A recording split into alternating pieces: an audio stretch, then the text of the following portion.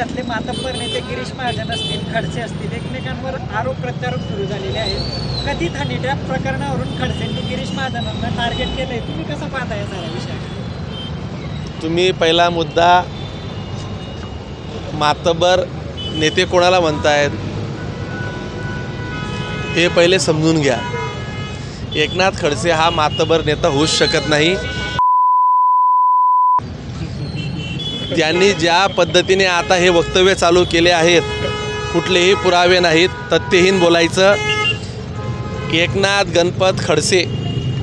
गणपत खडसेंचे चिरंजीव एकनाथ खडसेंच्या विरोधातली पत्रकार परिषद आज आम्ही 2 वाजता घेतो आहे. त्या पत्रकार परिषदेत त्यांचा आम्ही बुरखा सगळ्यांसमोर आणू.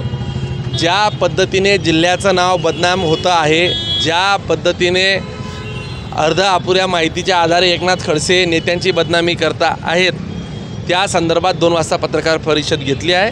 त्यात आम्ही आमची सविस्तर भूमिका मांडू. दादा, या साऱ्या विषयासंदर्भात चिखलबेट होत आहे. आता तुम्ही जसं म्हटलं की जिल्ह्याची बदनामी होते, निश्चित होते, कुठंतरी हे थांबलं पाहिजे. संयमाची भूमिका पाहिजे का दोघांकडे? योग्य वेळ आल्यानंतर योग्य थांबवण्याच्या गोळ्या दिल्या जातील.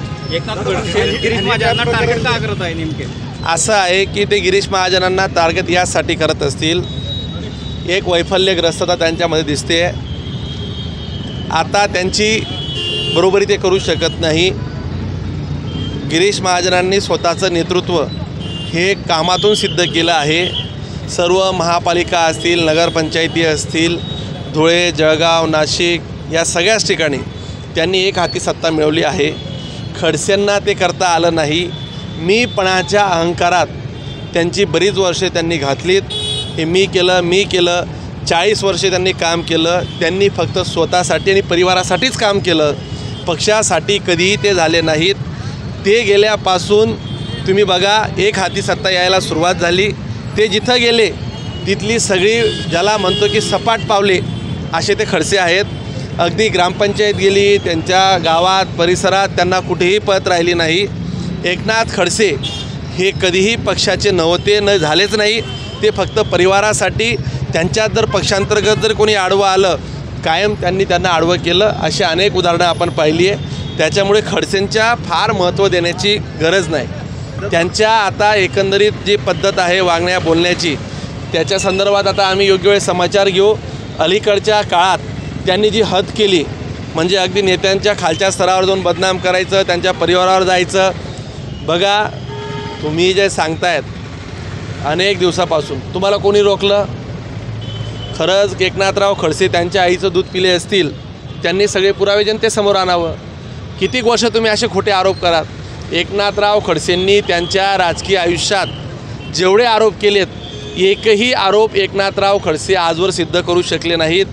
मुंबईतला जमीन घोटाळा, हिरांदानी असेल, राज्यातले अनेक मोठमोठे प्रकरणं विरोधी पक्ष नेत्यांना घेतले आणि अनेक नेत्यांनी हेही सांगितलं की तोडीपाणी असलेला हा विरोधी पक्षनेता आहे. हे शरदचंद्र पवार साहेबांचेच शब्द आहे, राज ठाकरेंचे शब्द आहेत. या विषयावर आज आम्ही पत्रकार परिषद घेणार आहोत. या माणसाचं जरा अति तिथे माती ही एक म्हण आपण ऐकलीच असेल. एकनाथराव खडसेंचं देखील तेच झालेलं आहे. वयामानाने आम्ही बऱ्याचदा टाळत होतो की यांच्या परिवारावर कसं बोलायचं, यांच्यावर काय बोलायचं, परंतु त्यांनी जे सध्या पक्षाची बदनामी करणं चालू केलं आहे, नेत्यांची बदनामी चालू करणं केलं आहे. यूटर्न करणारा हा सरडासारखा माणूस आहे, अनेक रंग बदलतो. याचे रंग आता समाजासमोर आणावे लागतील आणि ती आज पत्रकार परिषदेच्या माध्यमातूनही आम्ही आणणार आहोत.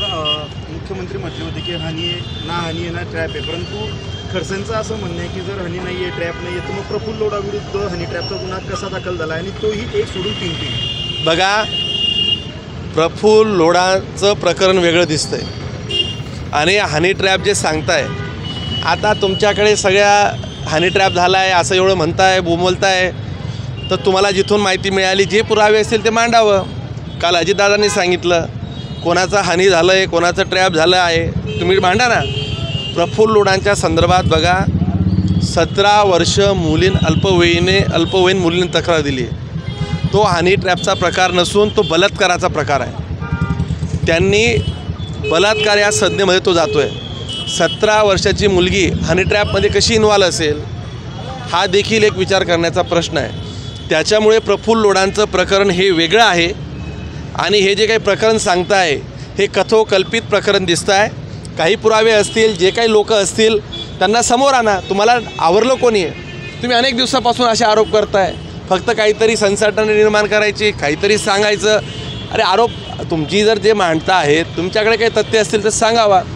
एकनाथ खडसेंचा हा धंदा आहे. त्यांना अलीकडच्या काळात कुणीही विचारत नाही, म्हणून ते अशा पद्धतीने संसर्ग निर्माण करण्याचा प्रयत्न करत आहे. 2 वाजता भेटू. धन्यवाद.